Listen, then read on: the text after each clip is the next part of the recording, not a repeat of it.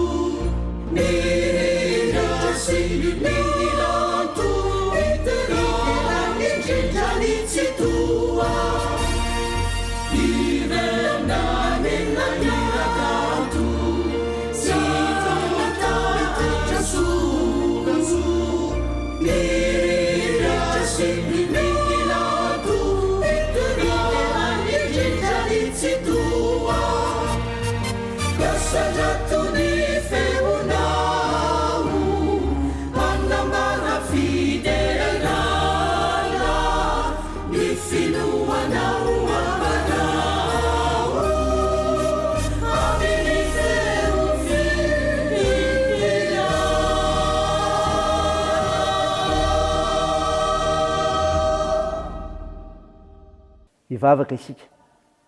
Ry Tompon'Andriamanitra io, Andriamanitra tsara sady mpanao tsara ianao, ka mendrika hody araina, ary tsy misy manakana anao noho izany no ny serinao sy ny asanao, fa Andriamanitra tsy toa ianao.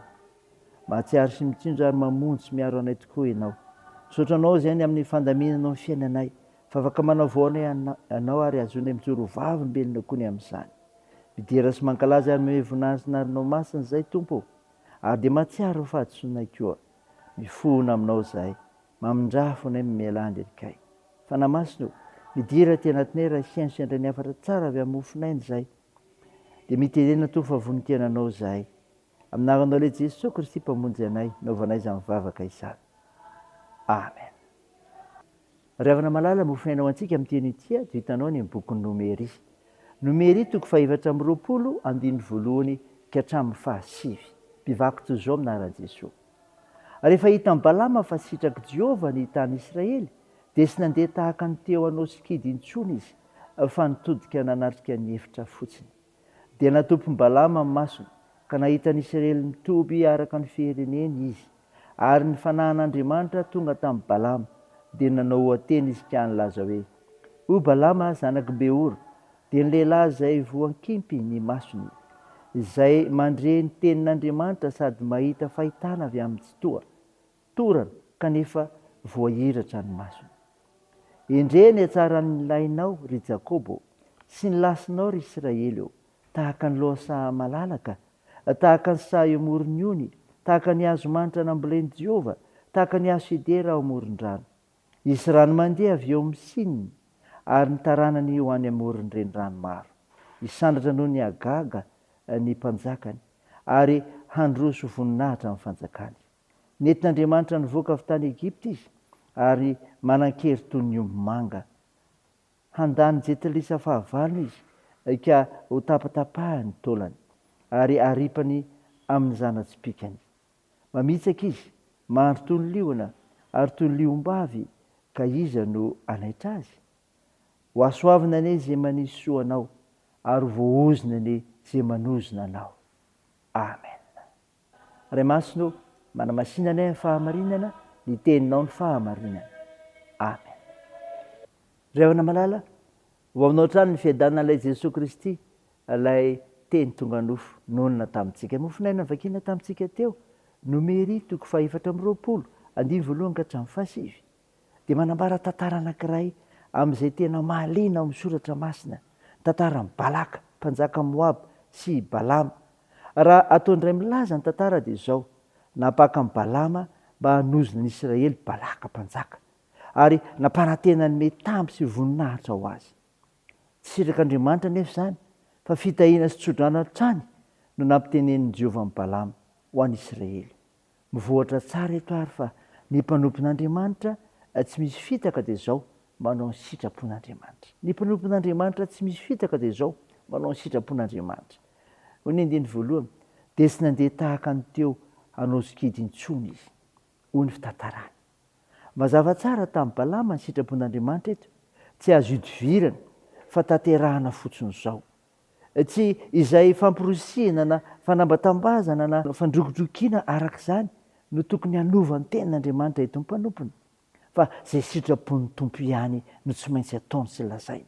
Na dia tsy mahafaly ny manam-bola sy ny manam-pahefana, te hampanao izay mahafinaritra azy ny mpanompon'Andriamanitra azy izany. Na amin'ny teny na amin'ny asa dia izay sain'Andriamanitra atao ihany no atao. Modely ry havana, meny Jesosy rahateo izany. Azontsika mandray sitrapon'Andriamanitra, manao ny sitrapon'Andriamanitra. Fa izao koa, mivoatra tsara eto ary koa ny mpanompon'Andriamanitra tsy misy fitaka dia izao: manaiky taria ny fanan'Andriamanitra. Manaiky taria ny fanan'Andriamanitra ny andiny faharoa, ary ny fanan'Andriamanitra tonga tamin'ny Balama dia nanao ateny izy. Hitantsika eto izany fa tsy mahateny afa-tsy izay ampitenenin'Andriamanitra azy ny olona raha ny fanan'Andriamanitra no mampiteny azy. Mampanontany tena ankehitriny ny hoe mba fananiza no mampiteny reny olona mitonona ho mpaminany reny, kanefa ny zavatra izay sy atao tsy mifanaraka amin'ny sitrapon'Andriamanitra hita amin'ny soratra masina. Fandina mipetraka izany ry havana, azantsika mandinika ny tenantsika, fa io tenin'Andriamanitra io dia mamonjy antsika ho antsika izay manao ny sitrapony ary manaiky taria ny fanan'Andriamanitra. Saina ray izany ho voninahitr'Andriamanitra. Amen. Andeha hivavaka isika. Andriamanitra ô, misaotra no mofinaina ny menao anay izay milaza ny amin'ny mpanompon'Andriamanitra tsy misy fitaka, dia izay manao ny sitrapon'Andriamanitra sy manaiky ho taria ny fanan'Andriamanitra. Mivavaka aminao izay Tompo amin'ny asany menao anay ivelomanay, amelomanay ny ankonana. Ianao no anavaonay hatrany amin'ny fifandraisana amin'ny mpiara-miasa. Tompo, miasa ireo mitady izany.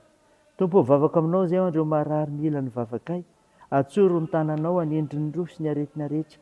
Toany ny asa fitsaboana, atsanjao ireo azony manjoa, ampio ireo mareo sikolona sy sahirana, sy njovora ny ampigatrana. Vita eny amin'ny hazakazaka ataonay ka hampaherezinao anay amin'izay ataonay sy ny fikasanay. Tao io ny fianarana, fitaizana ataonay. Tompo, vonjeo ny firenenay. Eny avotsy izay aminaran'i Jesosy Kristy, mpamonjy anay, izay ivavahanay, no angatana izany indrindra koa. Miombona amin'ilay vavaka nampianarina anay manao hoe: ranay eo izay an-danitra, ho masiny anie ny anaranao, ho tonga anie ny fanjakanao, atao anie sitraponao ety an-tany ho tahaka ny an-danitra.